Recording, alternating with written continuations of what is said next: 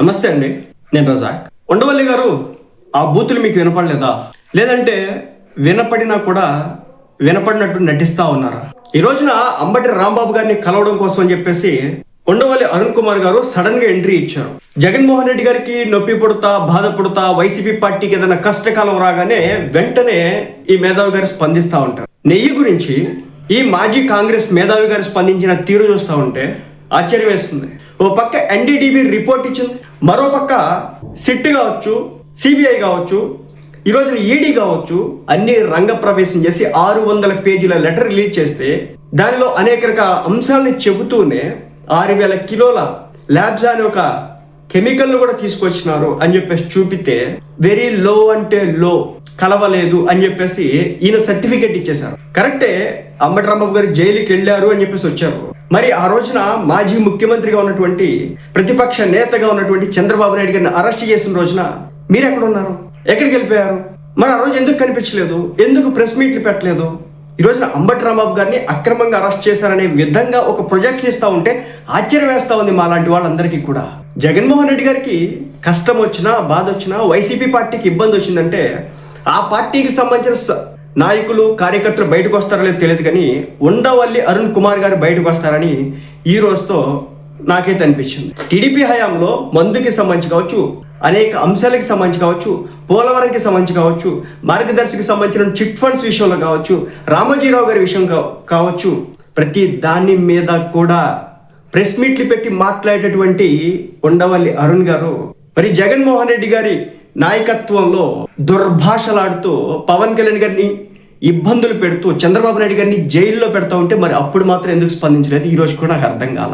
ఒక మాజీ మంత్రిన కాంగ్రెస్ పార్టీలో ఒక కీలక నేతగా చేసినటువంటి వ్యక్తి, రాజశేఖర్ రెడ్డి గారి ఒక నీడగా ఉన్నటువంటి ఒక వ్యక్తి, అలాంటి వ్యక్తి ఈ రోజున బయటకు వచ్చి ఇన్ని మాటలు చెప్తున్నారు కదా. ఒక దుర్భాషలాడినటువంటి మాజీ మంత్రిగా చేసినటువంటి అంబటి రాంబాబు గారి గురించి మరి చంద్రబాబు నాయుడు గారిని అలాంటి భాష ఉపయోగించినటువంటి ఆ వ్యక్తి మీద అంత పాజిటివ్ కన్సర్న్ ఏంటో నాకైతే అర్థం కాలేదు.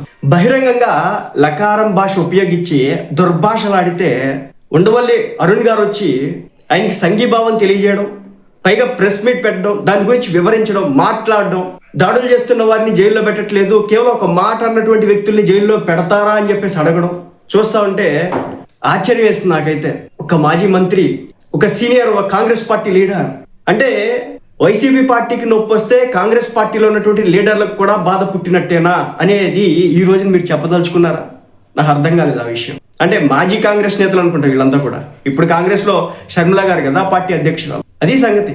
ఈ రోజున ఆయన ములాఖత్కి వెళ్ళారు కదా, అంబటి రాంబాబు గారిని కలిశారు కదా, మాట్లాడారు కదా. నాకు తెలియక అడుగుతా ఉన్నాను, అంబటి రాంబాబు గారు మాట్లాడింది తప్పో రైటో ఈ రోజున మన ఉండవల్లి అరుణ్ కుమార్ గారు చెప్పారా, తెలియజేశారా? ఎక్కడైనా క్లిప్ ఉంటే ఒకదాన్ని ఏదైనా ఎవరైనా పంపించగలరు. ఈ రోజు ఆయన్ని కలవడం వెనుక ఉన్నటువంటి కారణం ఏంటి, ఇంటెన్షన్ ఏంటి? మరి చంద్రబాబు నాయుడు గారిని ఆ భాష ఉపయోగించారు కదా, దానికి సంబంధించిన ఖండన ఏమైనా చేసినాడా? కొంచెం తెలియాలి. ఎవరి దగ్గర ఆ క్లిప్ ఉంటే కనుక పంపించండి, షేర్ చేయండి. ఒక దుర్భాషలాడినటువంటి ఒక వ్యక్తిని, చంద్రబాబు గారి తల్లిని దూషించినటువంటి ఒక వ్యక్తిని జైలుకి వెళ్ళి పరామర్శించి సమర్థించడం ఎంతవరకు న్యాయమో నాకైతే అర్థం కాలేదు. ఎందుకంటే పవన్ కళ్యాణ్ గారు ఫ్యాక్ట్ ఫైండింగ్ కమిటీ అని చెప్పేసి ఒకటి వేస్తే దానిలో ఒక కీ రోల్ ఇచ్చింది ఈయనకి మాత్రమే అనమాట. అలాంటి అంబటి గారు ఇన్ని మాటలంటే గత 5 సంవత్సరాల పాటు ఇష్టం వచ్చినట్టు మాట్లాడితే, అలాంటి వ్యక్తికి అంటే పవన్ కళ్యాణ్ గారు ఒక కీ రోల్ ఇచ్చి చెప్పినటువంటి వ్యక్తి చేసినటువంటి పని ఇది. ఇదే పవన్ కళ్యాణ్ గారిని దూషించినారు, ఏనాడు కూడా బయటకు వచ్చి ఒక్క ప్రెస్ మీట్ పెట్టలా. ఇదే నారా లోకేష్ గారిని దూషించినారు, ఏ రోజు బయటకు వచ్చి ఒక్క ప్రెస్ మీట్ పెట్టలా. ఇదే చంద్రబాబు నాయుడు గారిని దూషించినారు, ఏ రోజు బయటకు వచ్చి ఒక్క ప్రెస్ మీట్ కూడా ఈయన పెట్టలేదు. కానీ ఈ రోజున వచ్చి ప్రెస్ మీట్ పెట్టినాడు.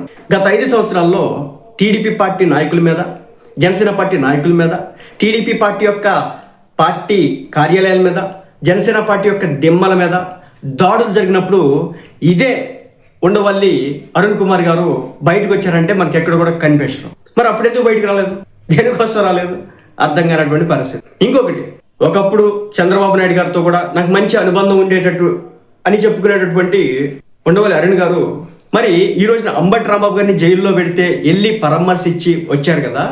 మరి చంద్రబాబు నాయుడు గారిని జైల్లో పెట్టినప్పుడు అదే రాజమండ్రి జైల్లో పెడితే మరి ఆ రోజున చంద్రబాబు నాయుడు గారిని కలవడానికి, వెళ్ళడానికి, పరామర్శించడానికి, లేదంటే ఆనాడు చంద్రబాబు నాయుడు గారిని అక్రమంగా అరెస్ట్ చేసి లోన పెట్టిన దాన్ని ఖండించడానికి మనసు రాలేదా అని టీడీపీ పార్టీ కేడర్ కూడా అడుగుతున్నటువంటి పరిస్థితి. ఇక ఈయన మాట్లాడిన అంశాల్లో ఒక కీలకమైన అంశం తిరుమల తిరుపతి లడ్డూలో వెరీ లో అని చెప్పేసి మాట్లాడారు.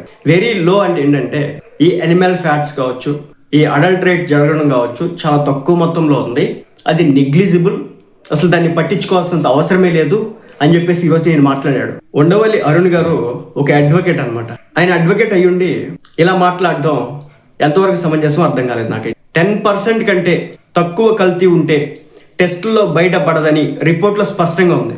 మరి దీని గురించి నెగ్లిజిబుల్, నిల్, కొంతే, అసలు దాన్ని పట్టించుకోవాల్సినంత అవసరం లేదని ఎలా మాట్లాడారో అర్థం కాలేదు. మీరు ఏ పార్టీలో లేరని చెప్తారు, కానీ జగన్మోహన్ రెడ్డి గారికి ఆపద వచ్చినా, వైసీపీ పార్టీకి ఇబ్బంది వచ్చినా వెంటనే స్పందించి ఆ పార్టీ నాయకుల కంటే కూడా, ఆ పార్టీ అధికార ప్రతినిధుల కంటే కూడా, ఆ పార్టీ క్యాడర్ కంటే కూడా మీరు ఎక్కువగా రియాక్ట్ అయ్యి దాన్ని సద్దుమణిగేలా, అంటే అణిచివేసేలా మీ యొక్క భాష్యం చెప్తా ఉంటారు అని చెప్పేసి బయట ఒక నానుడైతే ఉంది. ఈ రోజున ఈయన బయటకు వచ్చి మాట్లాడిన తీరు చూస్తూ ఉంటే ఇంచుమించు అలాంటిది అనిపించింది. ఫైనల్గా ఈ రోజున ఉండవల్లి అరుణ్ గారు అంబటి రాంబాబుని పరామర్శించడం ఏదైతే ఉందో ఇది రాజకీయాల్లో నిజం చెప్తున్నాను, రాబో రోజుల్లో ఇంకా చర్చనీయాంశం అవడానికి అవకాశాలు అయితే ఉంటాయి. జెండాలు పెట్టుకుని న్యూట్రల్ అని చెప్పుకునేటటువంటి కొంతమంది న్యూట్రల్ జర్నలిస్టులు ఉన్నారు. అలాగే ప్రెస్ మీట్ పెట్టిన ప్రతిసారి కూడా నేను న్యూట్రల్ అని మాట్లాడేటటువంటి ఉండవల్లి అరుణ్ గారు లాంటి వాళ్ళు ఉన్నారు.